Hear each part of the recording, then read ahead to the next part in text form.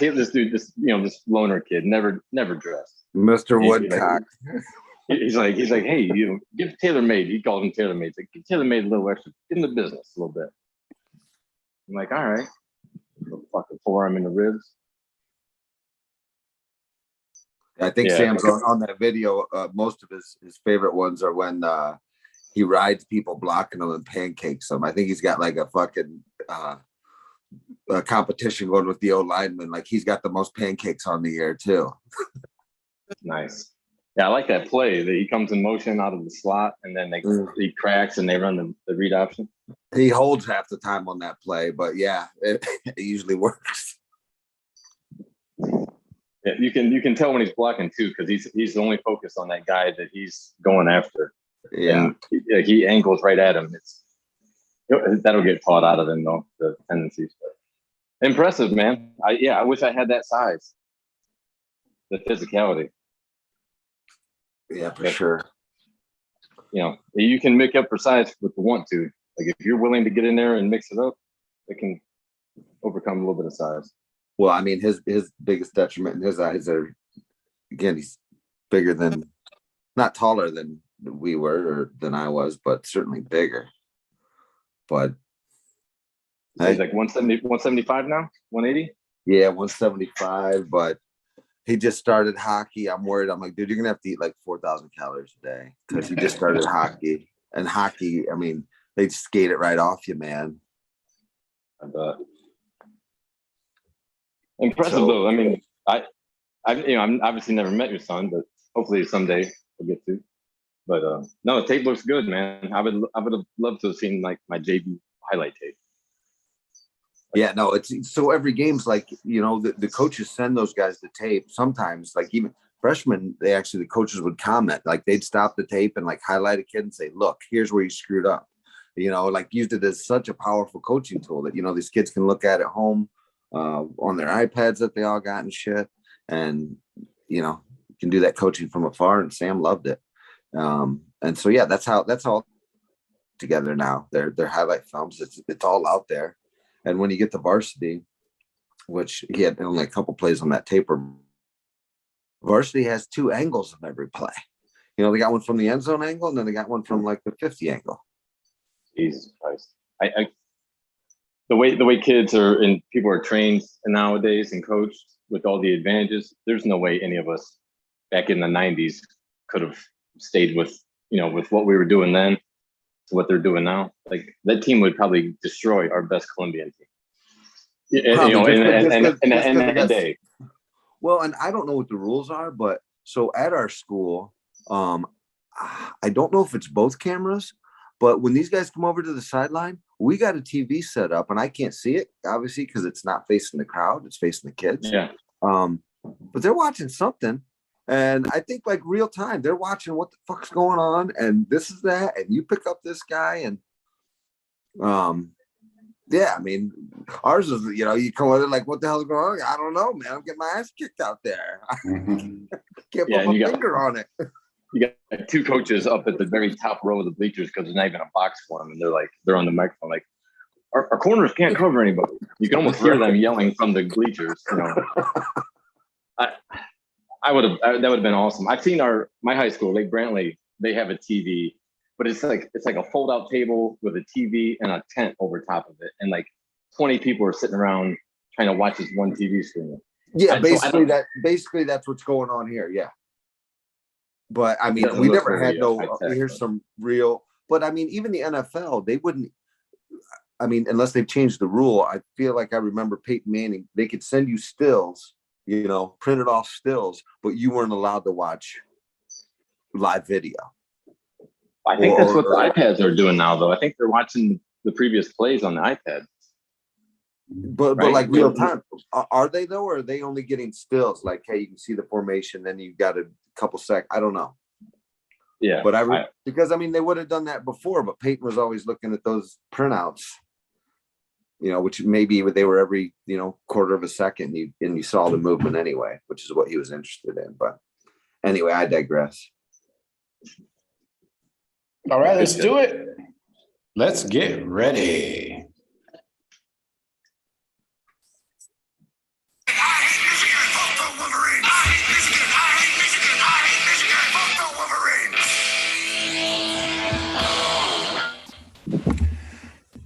Oh, in case you didn't know, this is Michigan Week. We're starting it now. I started it last night, actually. Drank some Wolverine piss. Wiped my ass with some Wolverine fur. Took them inside. Stop. Nope. Let's keep it clean. Let's go. All right, boys. We are back. We're fucking back for the most important week of the season. We have survived thus far.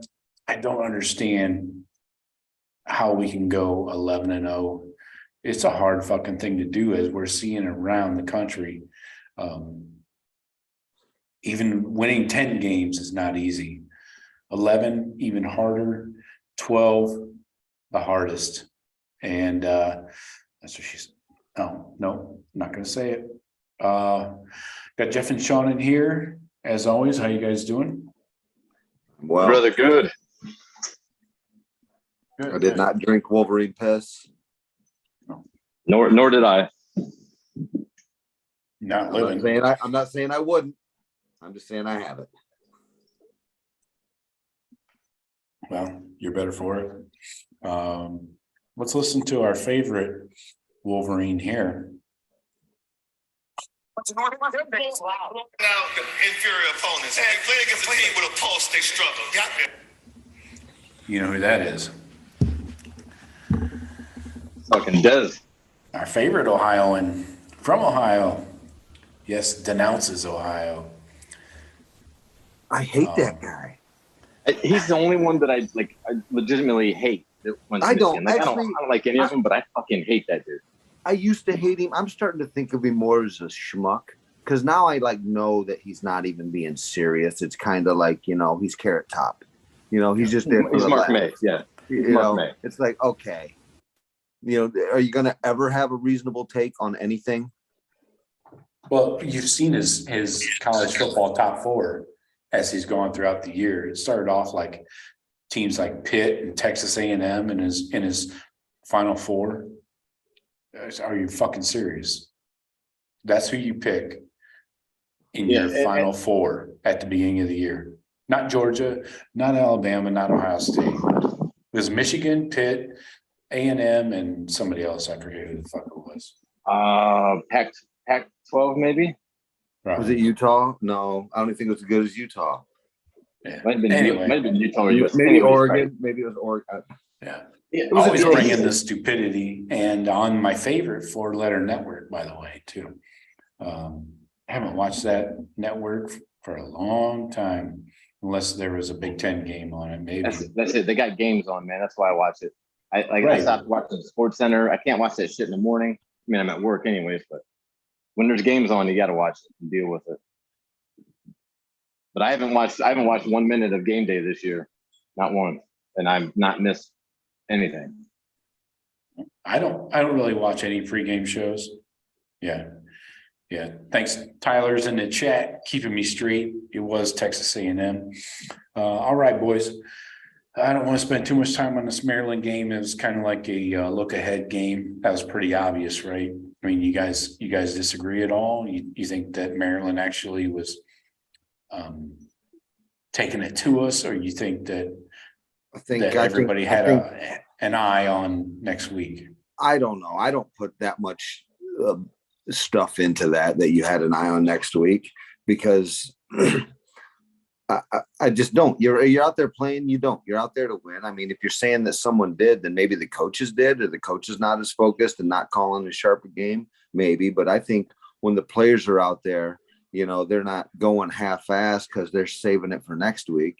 So if you're saying the coaches are not calling a full out game and aren't 100% vested, maybe I could get on board with that, but I could never get on board with the players. Well, it's obvious they're saving players for next week. That's why Mayan didn't play.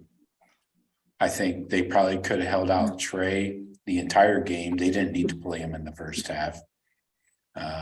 They didn't even bother playing Chip. Chip was healthy and ready. Obviously, Dallin was fine and good to go. But I don't think you needed to even suit up Trey, unless you just want to have 3 running backs ready. But I would have made him my third. I agree with that, Joe. You saw Trey as soon as he scored the touchdown. Like he didn't. It looked like something didn't feel right, and he was in a walking boot by what, end of the second quarter. Yeah, so he should have never come out of it. It's my opinion. Exactly, I I agree. know what was that? I don't understand that. They said after the game that Trey had a great week of practice. What does that mean exactly? Nobody Stayed can healthy. say. He probably stayed healthy. He didn't have any.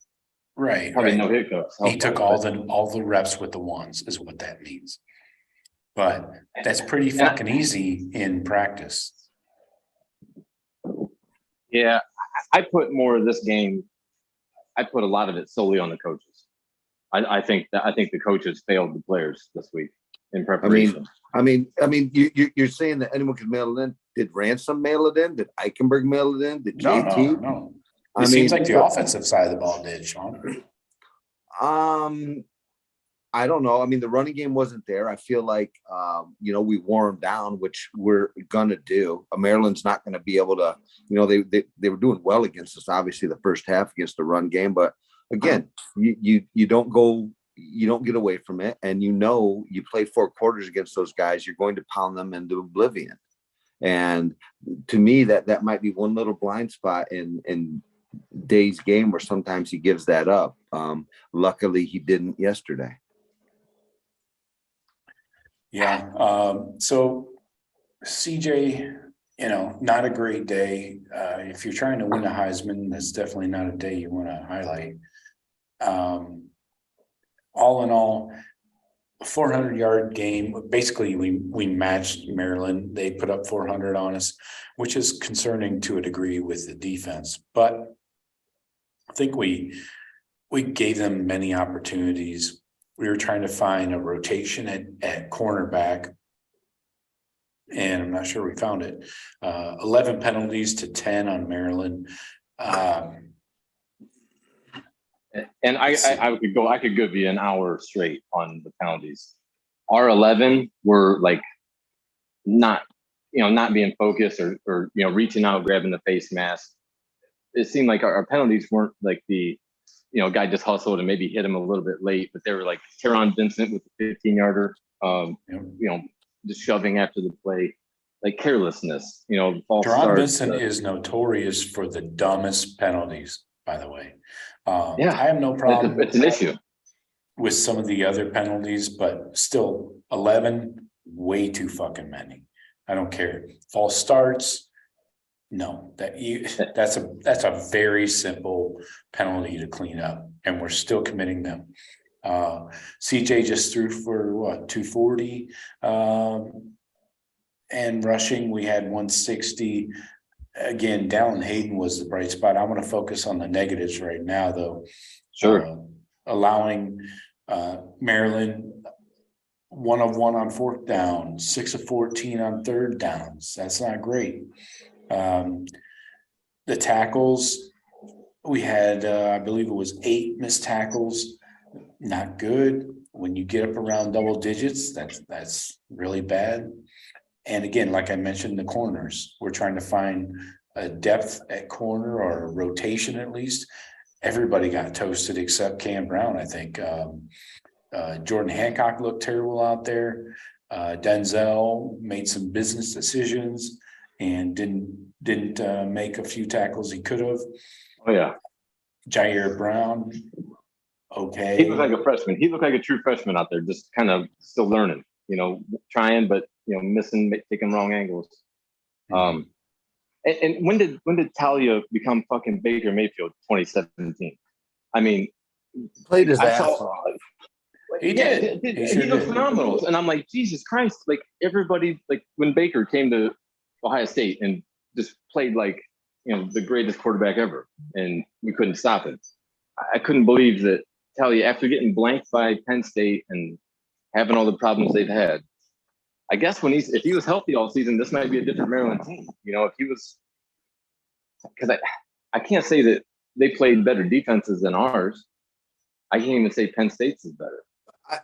I always You know, thought they were going to have a. talent-wise, I- we're the most talented. So I thought they were going to have the second best receiver room in the Big Ten, and with a talented quarterback in Talia, whatever his name is. But their defense wasn't there. That's the concerning part for me, is that first half that they did kind of stuff us. I'm like, what is going on here? And to me, that's the big red flag, is we can't start and play like that in the first half next week. That can't. no. Right. Travion, so That ain't this gonna is work. my issue with Travion, and Mayan does this a lot as well. So there's a whatever the play call is, it's a run play. And I have photographic evidence on Twitter from people that know a lot more than me, that Travion is bouncing everything. He's trying to bounce everything outside. It could be partially to protect his foot. I get that, but it's not just that. He's not hitting the seam where it is, like Dallin is. Like Dallin is hitting what's there. If there's a crease, he's fucking hitting it, getting 5, 6, 7, 8, 9, whatever. So, but Travion and Mayan had this. I don't know. I feel like it's protecting their injuries to a degree, so they don't get rolled up on or something in the box. So they're trying to bounce everything outside. And that's not what it's drawn up for. I don't know. I feel like you might be right. I'd hate to speculate on why, but I do feel like Trey and Mayan are a bit in their heads. I think Trey maybe from last year coming in as a Heisman front runner, and those expectations are clearly not being met. But I got to say, Hayden's performance yesterday to me was the best one game performance of any running back we've had the entire season. And Mayan and Travion have not stepped up and to the spots that they should be in. And I don't know. I don't know. Like you said, Joe, it's like this kid's got nothing to lose. Hey, I'm a freshman. I'm going to come in here and run hard. And that's what he's doing. He's in there and he's running hard. These other guys, they're looking for, oh my gosh, I got to do this. I got to do that. Just do what's right there in front of you, and good things are going to happen. But they're almost like, oh, I got to do this. Not, I don't know. Remember when J.K. Dobbins came in his first year, blew it up, right? Had like 1,200 yards rushing or whatever. Next year, he came in and he admitted to it in his third year. He admitted in his second year, he was trying to hit home runs on every play. I feel like that's what we're looking at along with the injuries. So whether these guys are trying to protect their injuries or just trying to hit home runs and protect injuries by getting outside where they might not get, an ankle rolled on. That's my concern. I mean, this, and you'll probably touch on it more, but Dallin Hayden, thank you. I sleep a lot easier knowing that we still got this dude, whether Mayan and Henderson can go. Dallin Hayden's he's rang the bell. He's filled the shoes, whatever. Yeah. He's in. Like my guy Tyler in the chat says that Travion's trying to be like Barry Sanders and it's not working. Yeah, you can't sit there and dance, at the line of scrimmage. You got to fucking get upfield, get your 4, 5, 6. Get up, dust yourself off, and go back and get another 4, 5, 6. Like that Notre Dame game. Coming up this week, we're basically playing us because we took you, and that kid's playing at a high level, and we expect the same. Exactly. I think I agree, Joe, a little bit with, it's hard to get in the running backs' heads and ask them, why are you performing the way you are? They're going to tell you what they want. They don't know. It definitely could be, wanting to protect the ankles, not having people diving at you, so you get outside where you can go down or get out of bounds.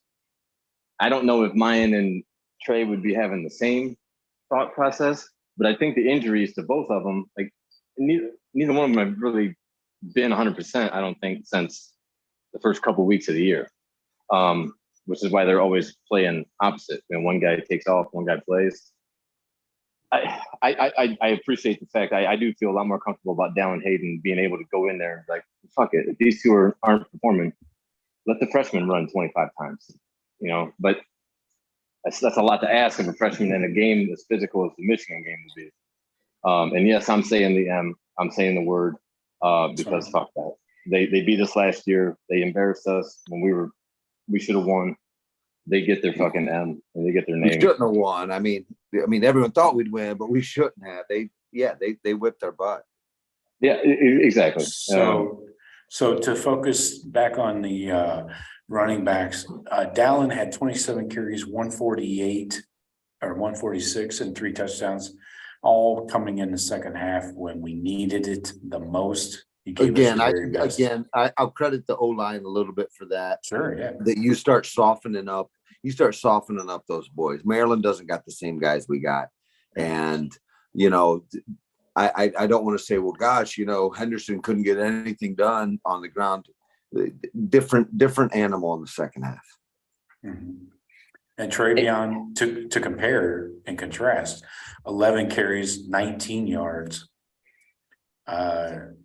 That's it. And he did have the one catch out of the backfield for the touchdown, but that is the only time he got out in space. And again, that's his strength, which is probably why he's trying to bounce everything, right? Yeah. It shouldn't take us till midway third quarter to really start getting the run game going, regardless of who is in our backfield. Because if you're in Ohio State's backfield, you're a stud running back. I mean, like the first half, we were barely at, I think, 2 yards to carry in the first half. That can't happen against any team. Talent-wise, we should be able to run at least a standard of 3.5 yards per carry, just with the talent we have over every team we've played. So when you're running 2 yards to carry and getting stuffed most of the time, like, why did is it just because we wore them down that Dallin Hayden was able to find some holes? He ran harder. He ran harder than Trey did. No, 100% did. Like, as I said, I think he had the best running back performance and a single game performance that we've seen the entire year from anybody. Was Dallin Hayden. Mine's 5 touchdowns were special though. He was running on a mission that day. Yeah. How soon we forget. But Dallin Hayden, though. Yeah. But that was a dominant. But that was, I feel like we were dominating. I don't know. The whole time. So anyway, Sean, I'm not disregarding Dallin Hayden at all. It was a great game. It was exactly what we needed because CJ was off. I mean, he so many overthrows in the first half, and just sloppy overall. But Dallin Hayden, he looks like Michael Wiley. I hope he has a career Michael Wiley did. CJ moving around and with that isn't impressing me much lately. It's a concern point of mine. Again, I've got receivers that make amazing acrobatic catches and diving balls and this and that. I still feel like the one that got overturned is probably a catch, but the Marvin early in the first quarter, that bomb that we talking about. No, I think the other one maybe is the one but yeah, I mean, there were a couple that I was watching some other games. Like I was watching that Michigan game partly, and there was a catch in there.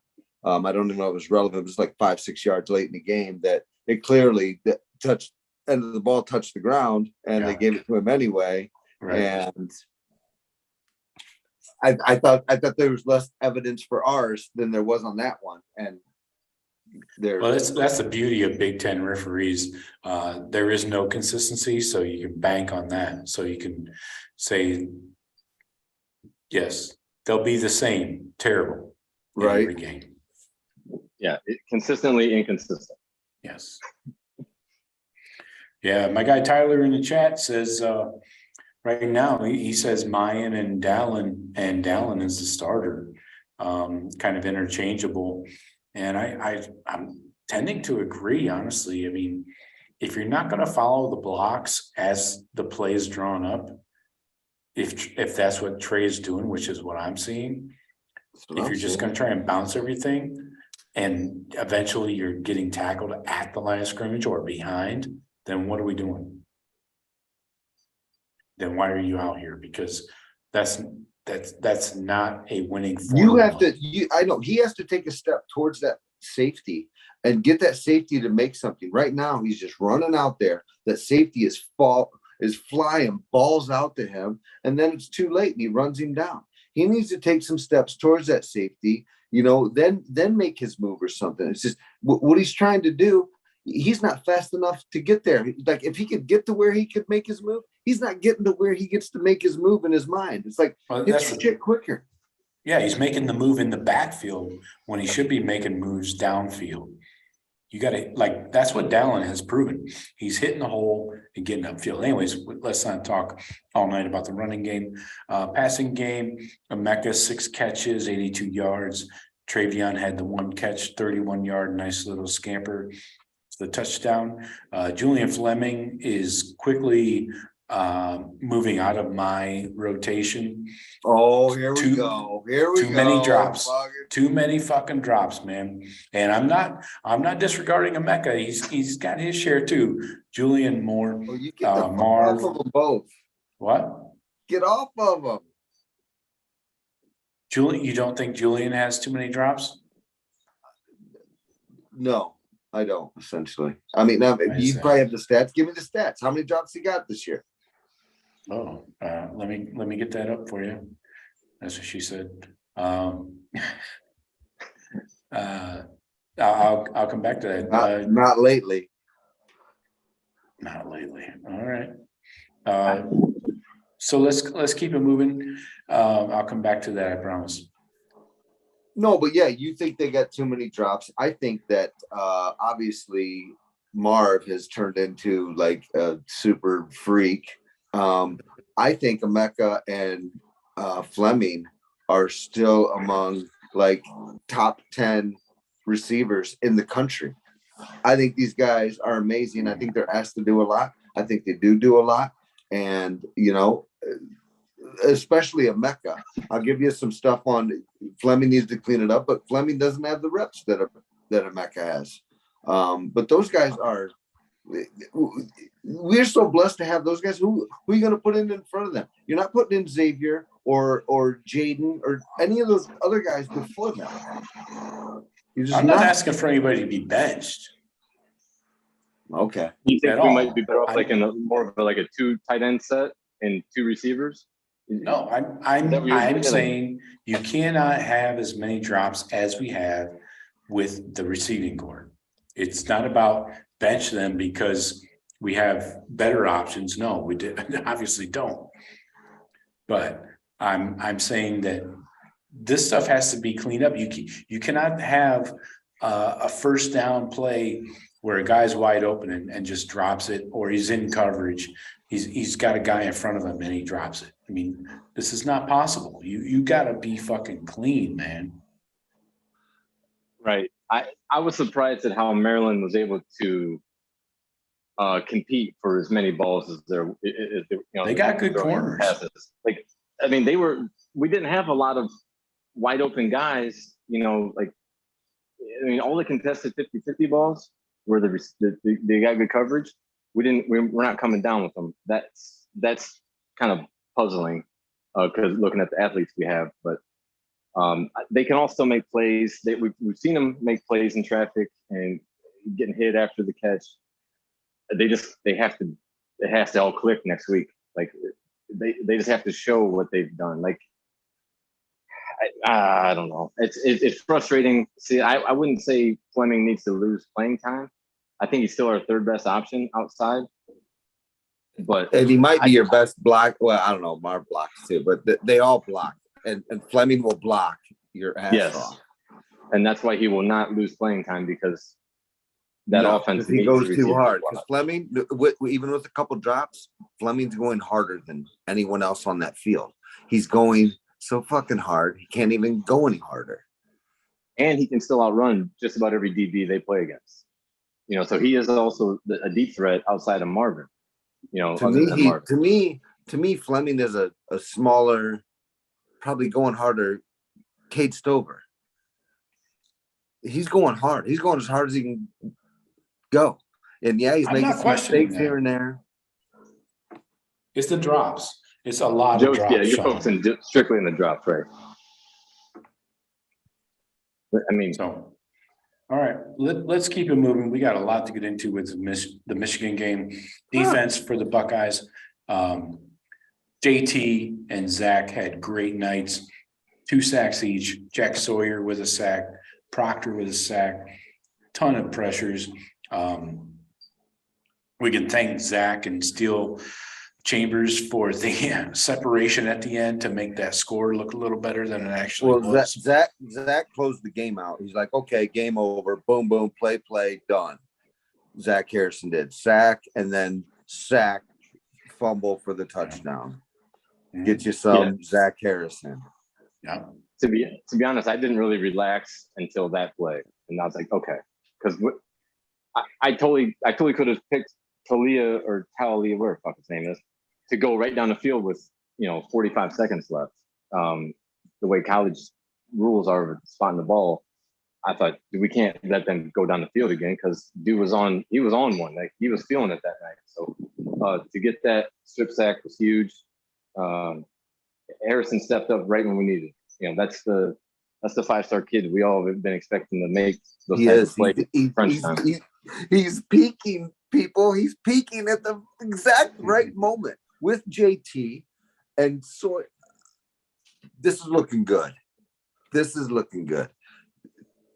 Zach Harrison closed that out. JT's playing like a maniac. This defense, Eichenberg, Lathan Ransom. The only little thing right now, the corner play to me is it's too shaky. It's too shaky to win a national title, I think. And Michigan, what hasn't Michigan been good at doing lately? Really abusing corners. So right now things are setting up good, but it's still it needs cleaned up. We'll come back to that. Hard pass.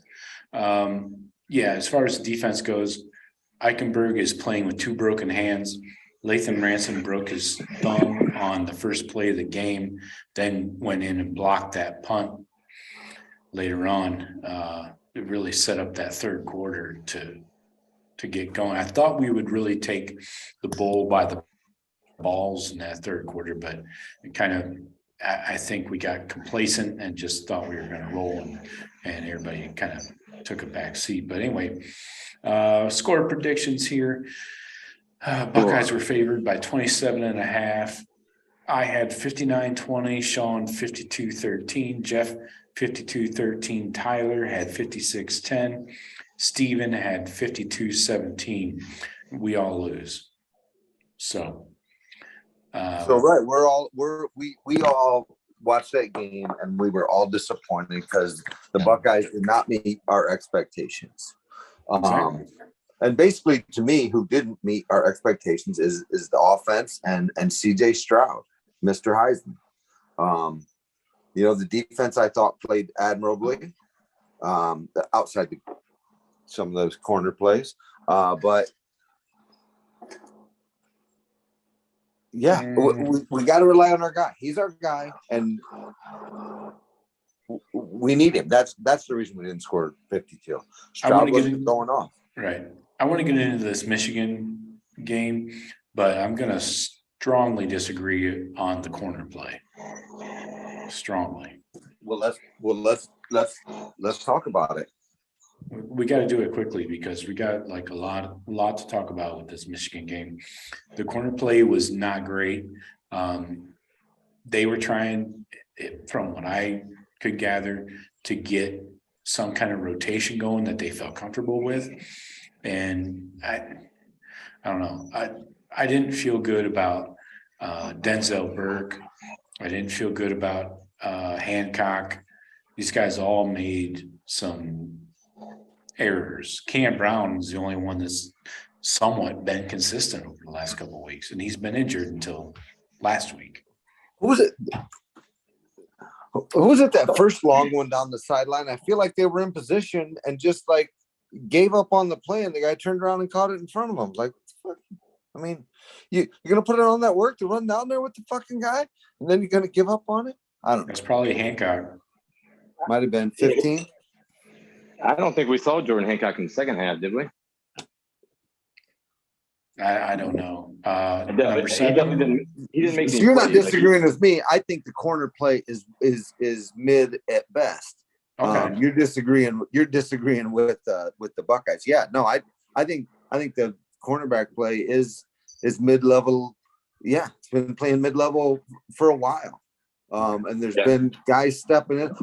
The good thing is I think we have depth, and I think anytime that one of these guys screws up, whether it's Burke or Brown, there's other guys that can come in. But guess what? They've all screwed up too. But I think that the pressure's on. I think we've got enough. I think we're deep. We don't have any Eli Apples shut down guys. But if one guy isn't getting it done, I feel like we're confident we got another guy to pull him out and put someone in there. And usually that's not the case. Right. Yeah. So Denzel allowed 3 catches on 4 targets. McAllister again is the guy that people are going after. 3 catches on 5 targets. Lathan Ransom was in coverage. He allowed 3 on 5. Again, teams are going to try and get a linebacker lined up on somebody. So Eichenberg allowed 6 catches on 6 targets, but he only allowed 9. What's that? That seems surprising. Like he was in man-to-man coverage 6 times. Yeah, same with Steele. That's what teams try to do. They try and get you in a linebacker versus a receiver or tight end or even a running back scenario where they have somebody faster. Sure. We're pretty successful at doing it ourselves most of the time. Right. I mean, I get exactly. it. I mean, Ryan Day's, scheming that shit up every day. So Steele allowed 4 of 4 for 46 yards. Hickman 2 of 4, Jair Brown 2 of 2, Hancock 2 of 2, and those guys allowed a lot of yardage. Jair 40 yards, Hickman 40, or Hancock 44, Cam Brown 1 catch on 2 targets for 12 yards. So you can see where teams are trying to attack. Again, I'll go back to McAllister. The slot is usually your weakest corner, and they have done well. They got a 49-yarder off McAllister. So, he's definitely the first DB when they go to a linebacker set, like a 4-3 traditional. He's definitely one that comes off the field, as he should be, because he's smart and he knows the defense. But he gets exposed in coverage. Cam Martinez, he looked lost a few times out there too. Just sloppy. Our corner play. I like the coach. I think he's putting in. Hopefully, he's going to start recruiting some more of those top tier 5-star guys like Okuda. But this year I don't know. Our corners are, I think, our weakest part of the team. I agree. It's been an issue since fall camp. That's the thing that has not gotten fixed. I remember the coaches saying, talking in the summer, early training camp, like, the receivers are having their way, but the defense wins some too. But I'm guessing that our receivers completely destroy our DBs, or did, for the first month or so of training camp. I would say for 2 seasons now.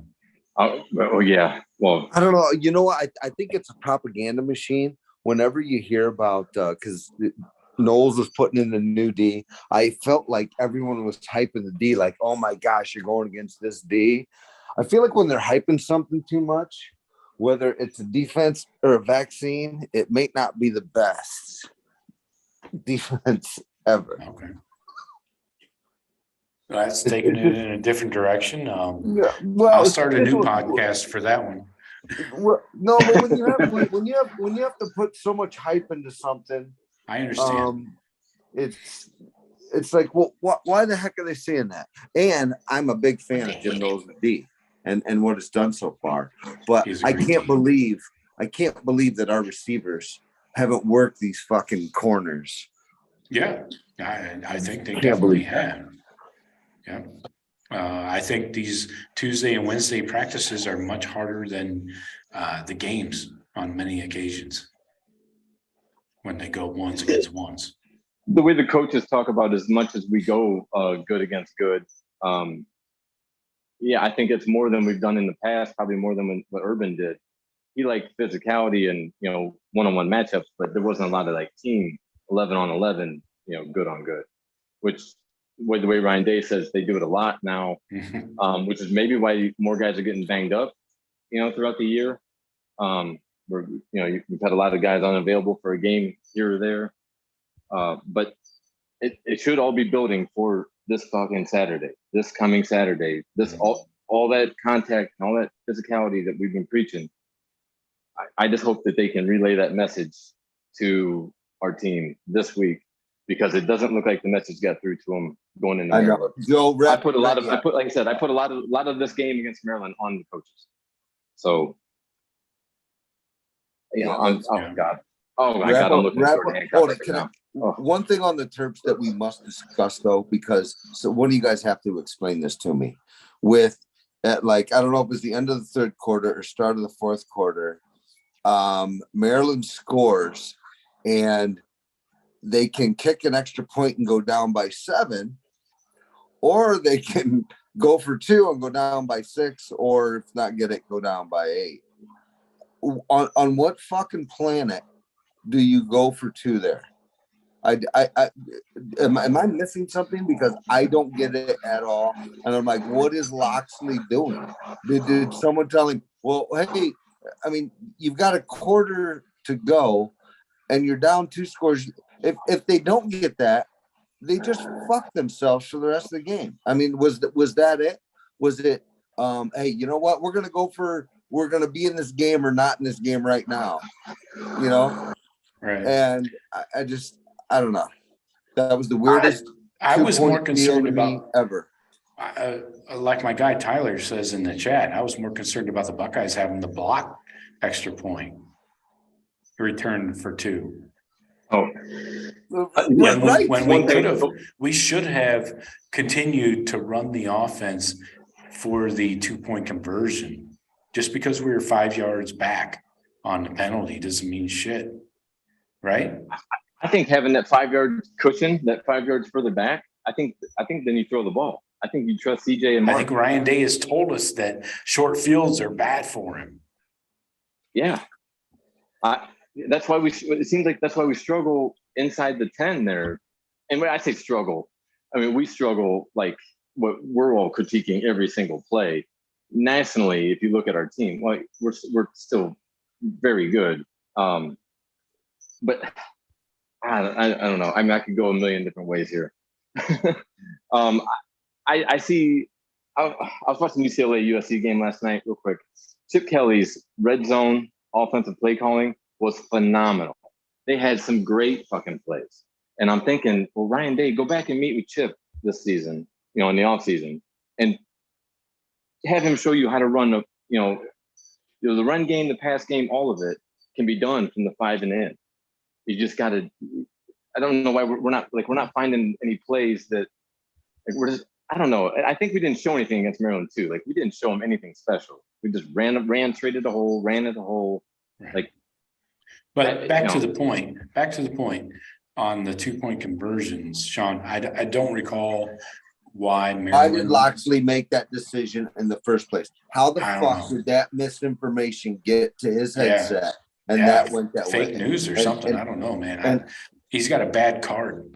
And I don't know if it was asked. I haven't followed up on it at all. But to me, that was the most bizarre. We're going for 2 right now. Why?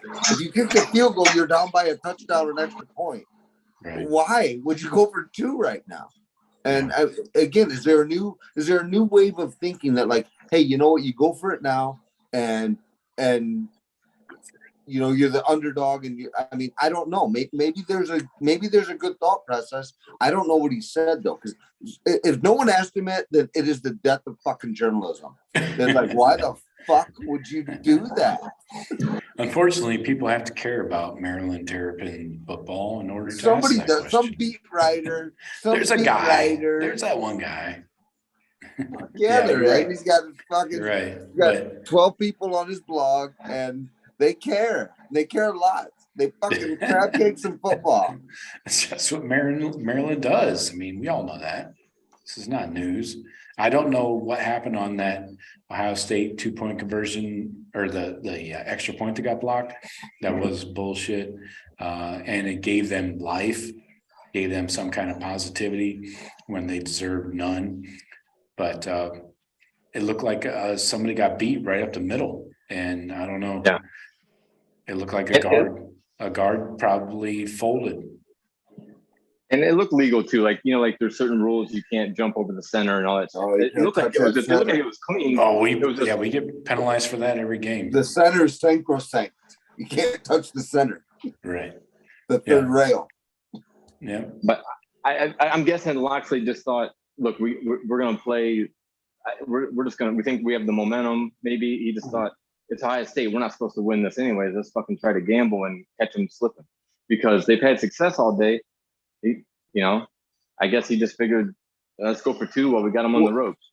Well, that's what I want to know. I want to know is like, hey, is this a new strategy, or is like, oh yeah, we kind of fucked that up. Like, yeah, we're kind of like, everyone's like, why the fuck are we doing this?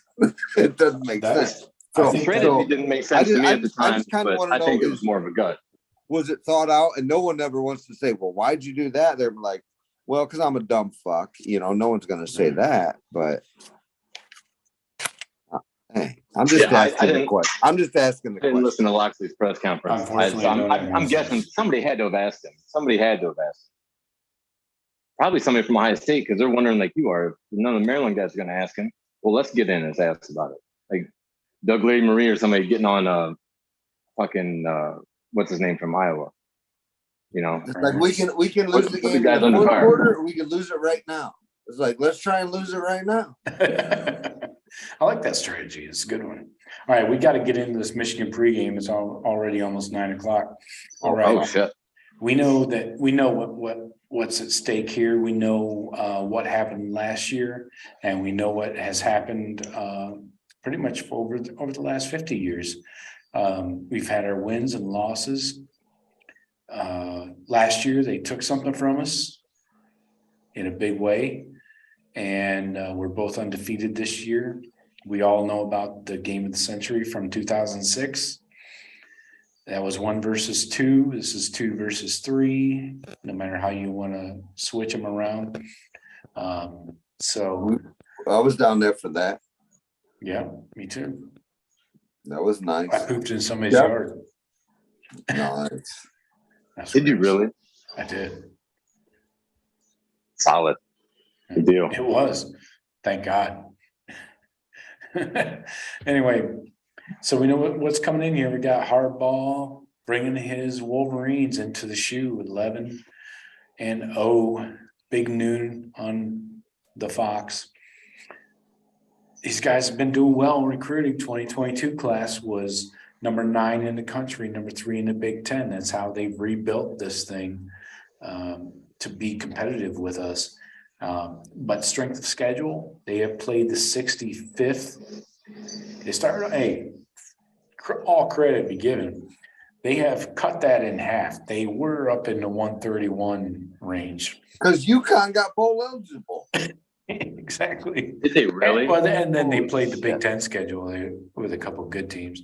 So 65th strength of schedule. Buckeyes are 32nd, so twice as good. So many. Thank you, Notre Dame. No. Keep winning. That was a good snow game. You guys see that? No, I didn't see him in another. Oh, it's major snow. Dudes are I heard the doing- score at halftime. Major I heard the score at beatdown. halftime. I was like, I didn't need to see any of that. Notre Dame wasn't going to look. They weren't going to look exciting in the second No, the half. visual so big. was more cool than the score itself. So a lot of categories I can run through. I can throw you numbers all day long, matchups, points per game, yards per play, third down conversions. None of that matters. All this entire stat board that I'm looking at, throw it out the motherfucking window. Yep.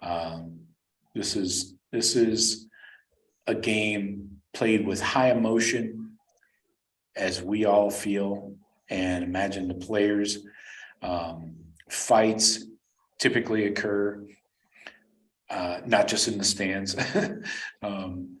We don't not condone that. Right, Oh, right. I may or We may don't not have condone contributed, that. but I have We seen don't it. support it, but we don't not condone it. Yeah. So Yeah, but I mean, anybody, if anytime you can punch a Michigan dude in the face, it does feel good. Like I've had the pleasure of doing that before, and it felt great. Let's go. yeah. Where do you guys want to start? I want you to drive the show. Tell me what part of the offense, defense you want to talk about. You want to talk about JJ, Blake Corum, All right. Blake Yeah, Corum. all right. I sent you guys some info. It looks like he has a serious injury to his knee, but not structurally an issue. Well, guess what I Allegedly. saw, Joe? I saw this morning a tweet from the locals up here in Michigan of Blake Corum handing out Thanksgiving turkeys this morning, and Blake Corum saying he's ready to fucking go. So don't believe the hype. Kind of like don't believe the hype on Travion or on my end. Don't believe the hype on Blake Corum. Blake Corum is going to go 100%, and he said so himself. 100% Blake Corum is going on Saturday. And to me, I don't give a fuck because Blake Corum ain't even the guy. To me, Braylon, Donovan Edwards is the guy. He's the guy that he didn't play this week either. And what's going on with him? Were they just resting him? You know, Harbaugh's always so secretive. This dude's a game breaker, a guy that if you don't account for in the running game and the passing game, he's going to be all over your shit. I feel like Steel Chambers needs to be all over this fucking guy. And I feel like Eichenberg needs to be all over JJ while Steele's all over that guy. And that's what it needs to be. And again, talking about what I alluded to earlier, I feel like Michigan has some receivers, but they've not performed well, at least with McCarthy. And so their weak spot has been, you know, hitting wide receivers on the outside. So I think of our cornerback play, which has been a little bit lacking, but they've also been lacking in wide receiver play the last few weeks. They really have. I would blame the quarterback first. Those guys are not good. Their quarterback, though, he scares me because what you saw Tagliavola, whoever the fuck this last week, guess what? JJ is bigger and faster than him. He runs like a fucking gazelle. And it could be a problem. Did you say Giselle? Not Giselle, a gazelle. He runs like Giselle to Costa Rica with a Muay Thai fighter that would kick Tom Brady's ass. Tom Brady's like, I'm the baddest dude on the planet. He's like, yeah, but this didn't kick your fucking ass. No, Tom, you're a big pussy. And he's like, yeah, I am. But that guy. Right. Anyway. I'm with you, Sean. I agree that JJ has got it going on in the running game. He is wildly inaccurate in the passing game, though. And it doesn't, I'm not just talking deep balls. I see him overthrowing drag routes to tight ends and shit. So I'm not worried about JJ's arm beating our defense. And I guarantee you, Jim Knowles has saved a few pieces of goodness for JJ in that Michigan offense. Well, but it all comes down on the to flip stopping side, the run. being up here in enemy territory, they've saved a few things up here. I think they've reserved JJ McCarthy's total running game until now. I think JJ McCarthy becomes JT Barrett this game. I think it's like fucking read option all fucking game. And it's like, how are you going to stop this Ohio State? And we've never seen it. They haven't done it all year. And they're like, yeah. And they got a nasty old fucking line. And they do. It's nasty as fuck. Those guys bring it. And that's my concern point.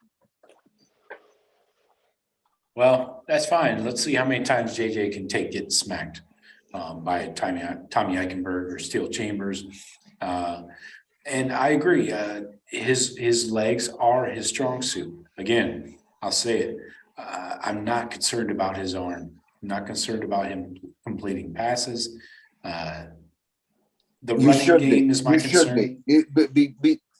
I know his stats don't show it, but I'm telling you, this kid has a like John Elway fucking NFL arm, and he can be running one way and be scared of that arm. It has been to this point wildly inaccurate, but you know what? We just made Tagliavola, and we always make like a Thorn. We always make these guys look like Heisman contenders, and don't count out JJ McCarthy.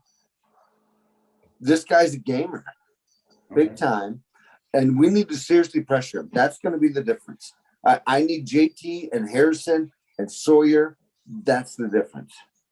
But more about containing, right, Jeff? What you think? I was just gonna say yes. I was just going to jump in there, Joe. Yeah, yes, pressure, but we can't be in man-to-man coverage with our backs to him. Going down the field, he eludes one guy in the one DN and then gets 30 yards running. We need that mush rush, the pressure, but keeping your gaps, mush, that thing that they've always done in the NFL where you got a running quarterback, you get pressure, get pushed into the pocket, but you keep your eye on the quarterback the entire time. Yeah, keeping your lanes. Yeah, it's like on a punt coverage. You got to keep your lane or you're going to leave a big hole. Yes. So the ins and outs and the milliseconds that all that shit needs to go down is where I need our D line to dominate this game. Yeah. And the D tackles, we got bullied last year, boys. We got fucking bullied. I haven't watched that game again. I don't think I ever watched it. I haven't. I haven't. No, fuck that. I saw it live and I was disgusted and I saw what happened and we got bullied. And I'm at the point if we get bullied like that again, then I'm starting to ask some of the same questions that my naysayers are asking is, are we soft? Are we just this? And because I don't think so. And I don't think it matters how you win the game, though. I think by trying to be tough, whatever that means, I don't think that matters. I'll tell you what it means. No, here's what it means to me, Joe. Maybe this isn't for everybody because tough might be different. And give you my example. Please let me qualify this. To me, tough is they don't line up with double tight ends and run the ball for 240 plus and 4 touchdowns on you on the day. That to me is tough. So if JJ McCarthy goes off and throws up a big time performance and runs for 95 with a touchdown and throws 3 touchdowns, but we kind of limit Corum and Edwards, that to me is tough. To me, it's just new slang for talking about, can we stop the fucking running game?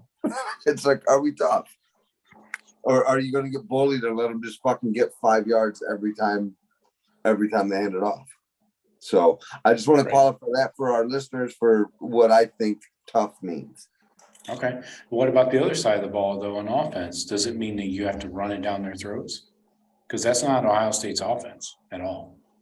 I think you have to when you need to. I think it needs to be reliable. I don't think it can be a fucking like a pariah, like, oh my God, we're going to try and do this. And it never works. And you got to have some confidence in it. And I don't want to take over the whole thing, Jeff. Please fucking chime in. I was just going to let you finish because I got my definition of tough. It's not so much just being able to stop their run. Obviously, that's going to be the key to the game, stopping their run and being able to run. But it's individually, it's when you're one-on-one versus a guy, how you finish each play. How you're able to, if you get receiver goes across the middle, catches the ball, gets smacked, can he get up and then be a devastating blocker on the next play for Trey or Maya? It's just that it's an individual what they what they went over with this team, like competitive excellence, what Ryan Day treats us. And that's being willing willing to fight and are. It will get smacked. willing to fight and the compete next play, every play. 100% all the time, Like, every time. We've seen guys on this team that have proven stuff to us. Eichenberg this year, I'd say even Jack Sawyer, even JT. JT. Those guys, you're not going to go against those guys and say, "Oh, those guys weren't tough today." Those guys are tougher and tough. Ronnie Hickman, it's just a matter of having that inner fight of these fuckers will not beat us today. Make that play when it's a 50-50 ball. No, the corner fights to the very end of the play. You know, that's you know what. I don't care all the stats you want to throw out there. Ohio State defense to me is the best D in the country. Let's go. Let's play any team on any day and let's go. I think we're the most talented. I think we have the most talent. Maybe Georgia has more talent than us. But we haven't shown how great our defense could be yet. I don't think we've actually had, that statement great defensive for all 11 guys that are on the field for 4 quarters, because our corners give up some big plays. Our defense, like I said, even when we were looking at teams scoring points on us and you're like, God damn, the defense was struggling. We were still a national title defense. We still can be. It takes dudes making amazing throws. It takes dudes making amazing throws, dudes making amazing catches to catch us in those. We have to expect Michigan to do that. Right now, I've not do that this game. I'm telling you, this whole season, not one game, not Notre Dame, not this last game, did I ever think we were going to lose in any of these games?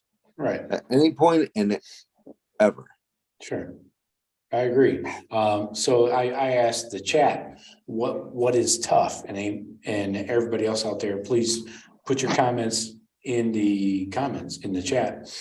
Steven says, tough means being able to pick up a 4th and 1 running the ball. Tyler, offensive tough, yeah. Tyler says, if you see Blake Corum one-on-one, you hit him and knock the ball out. That's what he's a low guy. He's a little guy. He's a Mayan Williams. He's a low guy, like hard to tackle, strong legs, little guy. You need technique to tackle guys like that, because you're not going to hit them like, oh, I just fucking blew him up. Those guys will bounce like 3 yards and like keep their momentum and keep running. So yeah, you got to trip those guys up for sure. So let's look at the Michigan defense. I mean, if we're going to talk tough, we got to be tough on offense, right? I mean, they're good at all levels. They got a good edge rusher. They got a good secondary. No, they don't. Their D-line to me is suspect as shit. And their linebackers, actually, their whole D suspect to me. Really? Wow. Give me the stats. I'm sorry. I don't have stats. We don't need stats. They've played most of the same teams that we've played. They've had some. I'm not convinced on their games. I don't watch them enough. I've watched maybe only a handful of games of theirs this year, and on and off. And Joe, you said it right when we started the prep for this game.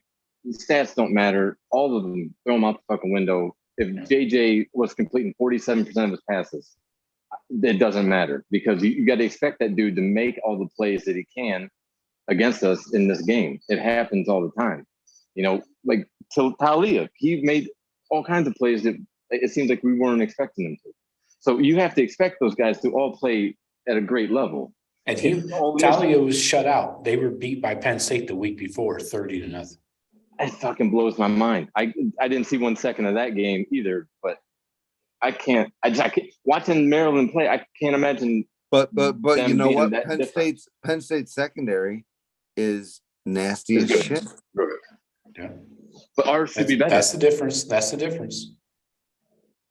If Michigan's DBs against our receivers, obviously I'll take our receivers over any defensive backfield in the country. But I mean, We gotta marry it with protection. Tease, can we fucking tease a JSN return? Oh yeah. I don't know if you can plan on that. I mean, I'm not counting on that at all. I know, but I know you're not. I'm not expecting it, but is it unrealistic to expect? Why? I don't think it is, because he's been sitting for 4 or 5 weeks now. But Michigan. No, he played a couple. He played like what 3-4 weeks ago. Iowa like, game. Fuck off. Came back. Came back and started feeling it. But it might be close. And I'm telling you, not that. I mean, we kind of alluding to earlier, Joe. Who do you sit? If JSN's back and can go, who do you sit? Abuka or Fleming? Regardless of if he plays or not, he's not gonna be out there for 60 plays. You know what I mean? He's not. You're right. Gonna be. If we see JSN, it would be like, I'm guessing 20 plays, maybe 5 or 6 targets. And the argument and a decoy. is JSN hasn't seen so much action. I mean, as far as a casual fan knows, we don't know anything about the guys actually run the fucking program or Shroud or anything. But but as far as we know, does JSN coming back at this point at the last game of the season, like, is it super beneficial? Is neutral? Like, what is it? I feel like there's no way that it's not good. But is it? Do you bring him in situationally? I mean, he's not been practicing with the ones for a long time. I'm guessing. You know, is it? I don't know. Yeah, I love my guy. Hold on. Awesome message in the chat. You remember somebody last week said that this is going to be shock the world. JSN comes back against Maryland. Do you remember that in last week's show? Okay. Steven says JSN not coming back, fellas. Well, I think we said, actually, I think if you rewind this podcast, I think basically us three are in agreement even before he showed up in that last fucking Iowa game that were like, yeah, he's fucking shut it down. There's going to be no JSN the rest of the year. I mean, I feel like we called it real early. I feel like that's kind of the way that it's went. And I think we all basically said, if he shows up, it'll be this week. And if he's ready to show up, then fuck yeah, give me some JSN. Because let me see some 20-yard fucking crossing routes. Yeah, I listened to, obviously nobody knows that's not inside that training staff. And probably most of the players don't even know really what his status is, except maybe his close friends. But like, I hear former players, Tyvis Powell, I've heard a lot on the radio. His opinion is if he's not back for this game, how big this game is, then we'll see him at the combine. But I mean, that's what just in Joshua Perry, I heard his comments. They're just opinions, just like us. You still got a month. The thing is, I mean, if it didn't seem, you still got a month for the playoff and possibly national championship. But at that point, if you're considered a first rounder, can you help your situation or only screw yourself? I mean, I don't know. But he's not. I'm not going to get into JSN draft status right now. We got to finish. I don't want to either. We got to talk about. We got plenty of time to do that after the season. We got to talk about this game right now. As the team stands, we're not going to plan on guys coming back, not coming back. We have no idea if Blake Corum's playing. Jackson, we don't know if Matt Jones is playing. What? Corum is playing. You don't know. Okay. You know. You heard it here first. All right. I say, Joe. I think Corum dresses. And I think he goes as hard as he can for as long as he can. It could very easily be 2 quarters and he can't come back in the second half. But Donovan Edwards is not. They're not dropping off after that. You know what I mean? I totally think Donovan Edwards is a better prospect He's more dynamic. He's more But dynamic. Corum's the heart, though. Corum's the heart and soul of that team, and he runs the way he does needs match to run. he does match their O line a little bit better because their O line's nasty, and the D line is how this game's going to be won or lost. And if the boys can show up, those tackles, it's all on you this week to me, because Harbaugh is going to want to pound it, and Sure. He does. And if he does, we lose. And if he doesn't, we win. That's bottom line. We know what it's about. All right, so let's get into some score predictions here. I've seen this spread bouncing all over the map today. It has changed 3 or 4 times just on one book alone that I've been watching. Right now, as it stands, Wow. it is an 8-point spread. Buckeyes favored, over under 57.5. Oh, So digest that and let's see what comes out the other side. wow. I can't even believe I didn't know those numbers. And then when you say it's amazing. Whatever. Mind blowing. It is. I got mine. I'm ready. You want Go, mine? Sean. Go ahead, Sean. I need to know. I got this is a fucking game for the ages, everyone. Okay. This is top 3 game, 2 versus 3. To me, this is the pseudo national championship game or potentially the national championship game. This could be the 2 best teams in the country. Right now, it looks like Georgia's better than both of us, but you know what? Let me find out. This is a huge, huge game. I think the Buckeyes have a little taste in their mouth from last year. I think they've been called soft for a long, long time. I think they're going to come out I think you're going to get the best rendition of the Buckeyes that you can. And I think Michigan's going to fight them like hell. I think it's going to be a great game for the ages. I got Buckeyes 34-24 over in the cover. 34-24. Wow. High scoring affair. Okay. Jeff, what do you think? Just getting the cover there, huh, Sean? That's right. I think before I go over under, I think I'd want to know what the weather's going to be like. Are we going to be able to throw the ball? I would say yes. To me, it's looking like, late November, 40, mid 40s. Hopefully not a bunch of wind.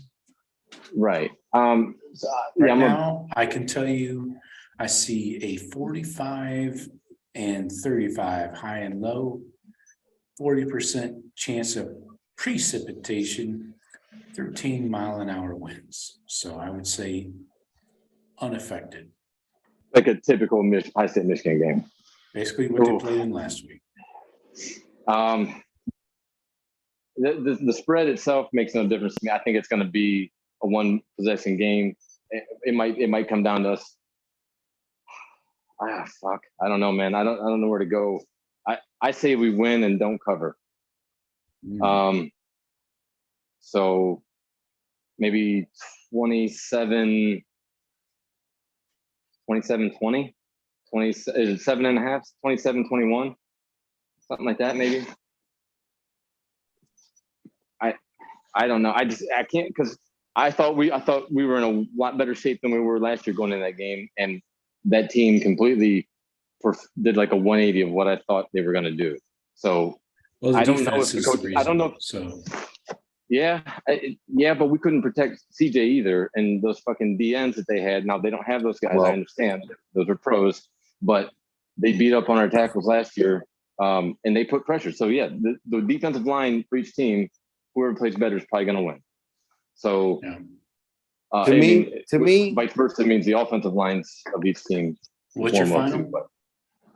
I got 27. 27-24. We win. Nail biter. Yeah, and it might be them driving down at the end of the game and us getting a big stop on JJ or something. All right. They got to. I got to stop the run. Joe, my picks, just to qualify it a bit more. Sure. To me, this is trophy week. I think to win this game, this is the game that CJ Stroud needs to win the Heisman. I think it's the game that Harrison most likely, maybe hopefully not on his back, might have some others available, needs to win the Blitnikoff. And I think 100% with the broken hands, this is where Eichenberg needs to win the Buckus Award. So to me, this is championship week. This You need is the guy with 2 broken hands. yeah. Go out there and win it, kid. I get you. Go You out there and could. win it, kid. Because you can't. If you already had to, I mean, I don't know. You know me. I'm a big Cat fan. Katzenmoyer is my guy. I'm thinking Eichenberg is actually I my love guy. cats too. But I think from then, like my next favorite now is Eichenberg. Eichenberg is an animal. He's a cat. He is. All right, Jeff, I got you at 27-24. I'm going to lock in my score before somebody jumps on it. Boy, what do you got? 20. 37-20. Buckeyes win convincingly. It's not close at the end. That's my score. So I am pay very attention to the open. scores. I am very, very open to that possibility. And I'd frankly like to see it a bit more, like 50, 55, 14 type of thing, which I think it could be. It could be. I don't expect it. That defense is too freaking good. And I mean, this is one of the top defenses in the country. Take away their strength of schedule, their opponents, the mediocre offenses they faced. It's still a really good defense. That's why I don't think we get up into the 40s, 50s. So we do have some scores coming in here on the chat. We got Steven bringing in the Buckeyes beat the Wolverines 44-21. Fuck yeah, Steven. Fuck yeah. He's a hard. I love him. He's a psychopath. Yeah. Tyler Tyler also coming in with a nice big victory, 2 touchdowns, 31-17 Buckeyes. And let's get into our microscopes right now. I got microscopes rolling in here on the chat. I want to get those in right now. I got Tyler. Tyler is bringing in on offense, Dallin Hayden, the freshman, getting in the game. And then on defense, he has JT. I like both of those, honestly. I can't argue with those, especially JT. Oh, JT is turning into a game wrecker. Zach Harrison is like peaking, 5 years in. What we're waiting for on Zach Harrison is actually happening. And I think good luck, everybody, because these guys are going to bring it. I'm soft, and I'm only predicting that 34-24. Joe, you're right. There's a potential to kill these guys. But if they line up and run it down our throat, then to me, there needs to be discussion about, is this program soft and is Ryan Day soft and doesn't know how to do on the defense, or do like not just on defense knows, but like the commenter said on offense to get those 4th and 1s. You can't get your Ohio State. You can't get 4th and 1 on who? Who can't you get 4th and 1 on? I mean, that list should be real small on a regular basis.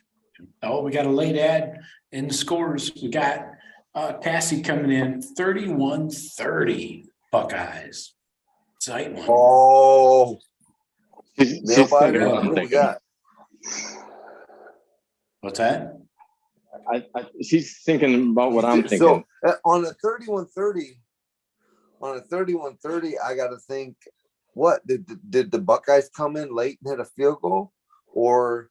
Yeah, that's a good question. That's a real good question. I mean, how do you end up? How do you that? end up at 30? How do you end up at 31-30? Yeah, Did Michigan get get stuffed on a 2-point conversion to take the lead late in the game? Right. And we held them, Yeah, Tyvis Powell intercepts one in the end zone. Hell yeah, 2-point 2013. conversion. All right, let's talk about our microscopes, Sean. You're up first. Offense, defense. Who do you got? So, yeah. No It's CJ. probably off CJ limit. is still out of sight, out of mind. Oh, so we can't take CJ. I was going to take CJ because No, we outlawed him like weeks ago.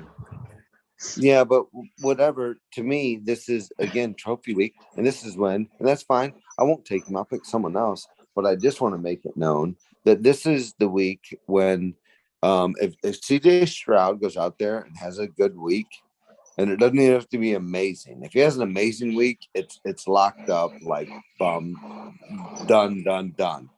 But if CJ goes out there and has a average week for what he has, CJ probably locks up the Heisman. So CJ to me be the player of the week. But so my microscope will be on Dallin Hayden. I think Dallin Hayden is a unique option. I think he has proved himself to be what he is, and I don't know. We're going to get more effort on offense than Dallin Hayden, so that's my guy on offense. If you want me to go defense, this right here, yes, and of course I'm going to steal. If you let me go first, yeah, I'm stealing Eichenberg. Eichenberg needs to shut down the running game, whether it's JJ McCarthy, Donovan Edwards, Blake Corum. I expect my boy with two broken hands to have himself, a Tommy Eichenberg type of game, 10 tackles. That's all I'm asking of you, Tommy. 10 tackles. Thumbs high. All right. Jeff, what do you got? It blows my mind that Eichenberg has two broken hands and all he does is tackle people. That's got to hurt. So hopefully he can get through the pain. I don't expect his play to be dropped off at all. The only thing I'm thinking about with this game is the running. Us running the ball and them running the ball and us able to stop their run. So I would go, you said Tommy, so I would go with an interior D lineman, whoever would be most important for stopping the run. But we rotate so many guys, it's hard to say. I know. Who is our guy for that? Who's our best guy at the nose or at the tackle spot that stuffs that run? Who's our guy? I don't know who our guy. Tylee. Teron Vincent. Michael Hall is more of a pass rusher, so yeah, Teron, I would say. So I'll go with JT on the D line. Just wreck the game. He can't be blocked one-on-one. It's just a matter of them not getting rid of the ball before he gets there. Because that's usually what happens. They run a quick game. What's with that psychopath? JT on defense. On offense, who's the most important person on our offense in charge of the running game? The center, the left guard, Tony whoever Alford. that is. Tony Alford. No, I'd say just carries not is he just gonna get? I'm thinking it all comes down to us being able to control the line of scrimmage.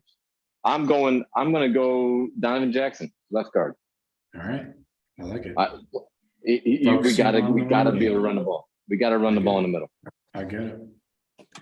I like that. I like all of that. We got two people picking JT. We got some lively stuff coming in on the chat.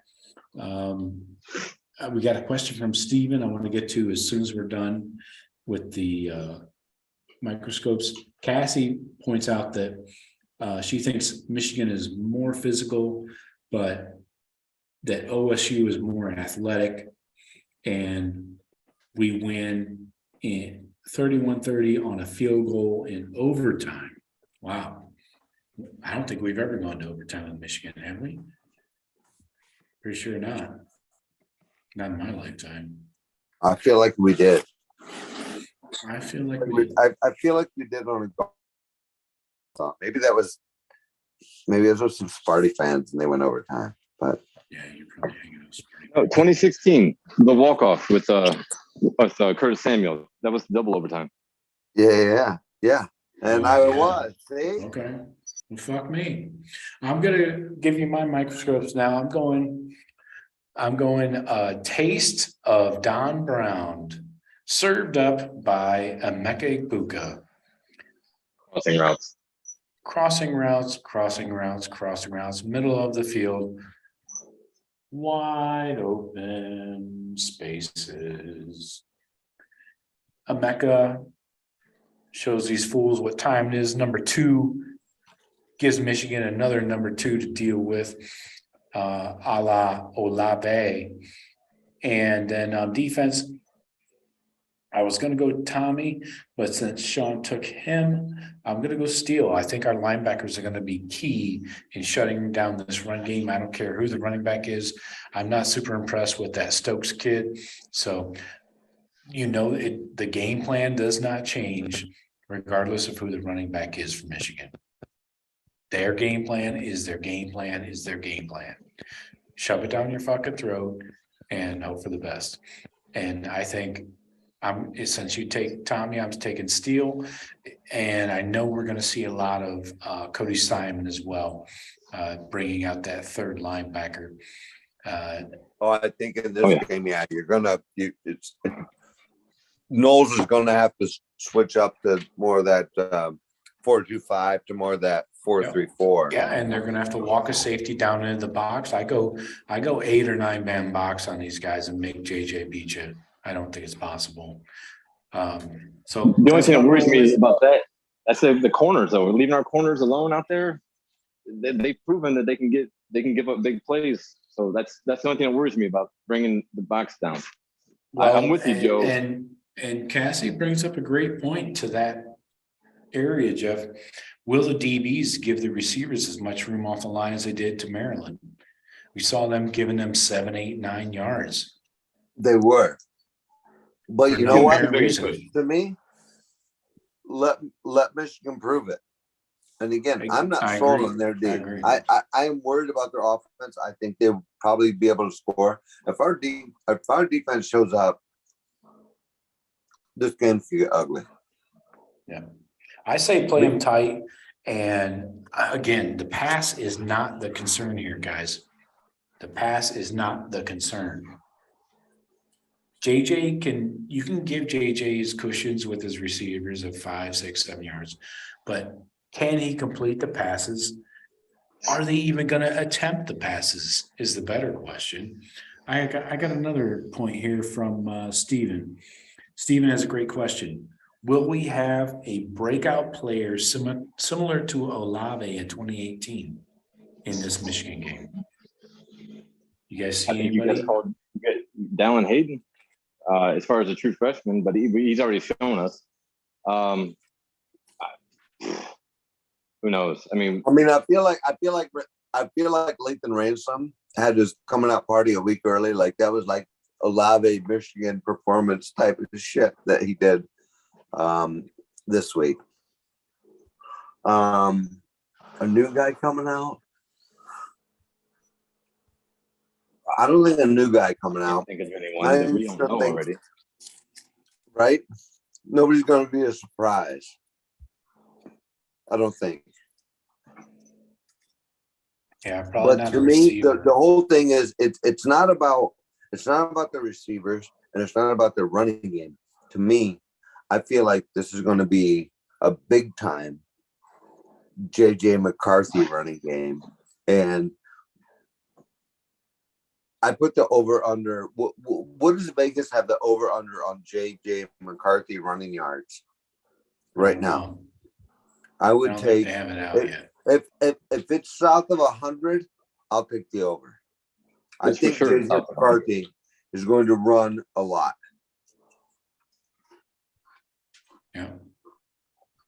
Like he hasn't run all year, like we haven't seen all year. JJ McCarthy is running. All right. So we got our picks locked in here. We got our picks from everybody in the chat.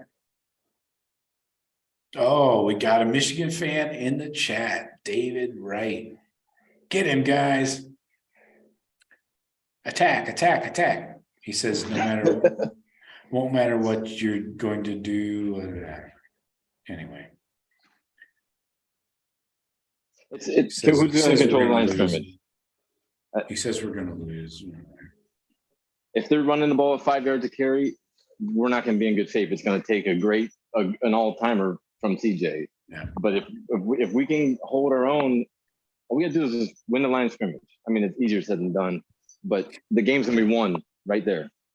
Who can dominate who up front? Yeah, That's Cassie. the biggest part of this whole rivalry. Yeah, Cassie has a good question. I think we might have touched on it earlier. I know we touched on it last week. Why is Fleming struggling to catch the ball? I think he's just letting it get into his pads. You know, his pads are like a backboard, and it's just bouncing right off. We saw that last week on that The post play, yeah. or I think it was a post actually. He was deep on a guy, and it just bounced right off of him. So, you guys got any other thoughts on Fleming's struggles? I think that's all it is. What I've seen the drops I've seen from him is, the ball is hitting his shoulder pads. It's making contact with him. His hands aren't out. But I don't know. I mean, I'm not too worried about it. I mean, I don't think I haven't seen like the struggle with catching the ball like you were talking about earlier, Joe. But it's definitely every ball is gonna be contested. You know, there's gonna be a lot of fighting and grabbing and pulling, defensive holding. So he's physical. He just got to make that catch in traffic. Yeah. You know, everything's going to be contested. We got to expect them to fight and grab and contest everything. Right. So this Michigan fan in the chat is really getting mouthy. I think we need to give him a little taste. Everybody's tough on the keyboard, I guess.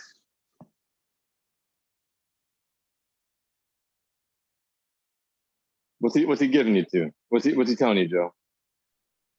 He's talking shit. He's talking shit to the people in the chat. Talking about suck nuts, powder puffs, whatever. Anyways, we're not going to dwell on that. No, we're talking about college football, right? I mean, I think what you got here is a game for the ages. This is like a once in a decade game. Yeah. Ohio State, Michigan are both undefeated. It's so hard to be undefeated at this point. Oh yeah. And this game is, except for championships, actually probably even more than championships, most of them, this is the biggest game of the year to date. And there might be a bigger one coming forward, but this is the biggest fucking game in college football, period. Nothing's close. Exactly. This is what it's all about. And win and move on, lose, and you leave your fate in the hands of a bunch of stuffed shirts in a fucking ballroom somewhere. So doesn't rule us out if we do lose, but obviously not being a Big Ten champ would be a big problem. Let's quickly go through our CFP top four. What do you guys have? I'm going to go first. I'm going Georgia, Ohio State, Michigan, TCU. What do you guys got? Same. Okay. Same. Oh, Same. by the way, Hendon Hooker with torn ACL. How do you not? Oh, that's nice. Yeah, I agree, I mean, Sean. I agree. How do you not have anything but the top four? And frankly, TCU should probably get bounced. If they play any of Ohio State, Michigan State, they will get fucking stomped. They will. And you'll find that out probably. Because it doesn't look like they're going to play anyone with a pulse. But on the counter side of that, USC winning last night basically allows for, I feel like even the winner or the loser, the winner is certainly going on, I feel, because they'll be, but the loser of tomorrow's game or next week's game will probably still get in, right? I think if USC wins out, I bet they take the fourth spot over the loser of our game. I would think. Right? But also TCU has to win out, right? Well, right. Yeah, that's if TCU wins out. They're in. I'm still Being with four Georgia. already. I'm assuming Georgia's going to win out. That would change things, I guess. But They're not going to lose to LSU. I mean, I think that's pretty much written in stone. Hey, Georgia's in regardless, whether they're the 1 seed or not. Even if they lose, Georgia's 100%. Georgia's in. Yeah. LSU could play LSU's the only team that could probably play themselves in. I guess. Yeah. I mean, SEC champion will get in the playoff for sure. So if they were to beat Georgia, there's 2 spots. Yeah. All right.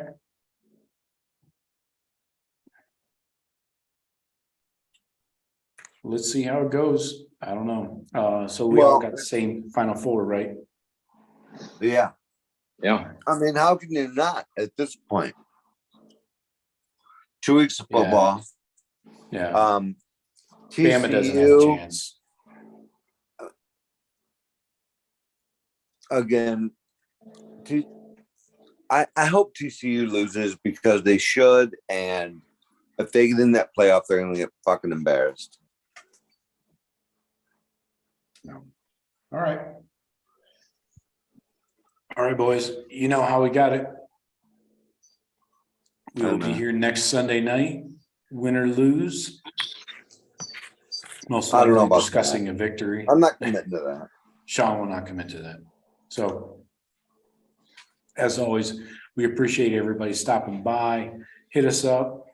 Love you. Leave your messages in the comments, and I'll get back to you as always. And we'll see you next Sunday. And go Bucks! Beat those motherfucking Wolverines. Show some pride. Buckeye pride. Sorry. Let's go. All right. Talk to you later, and go Bucks.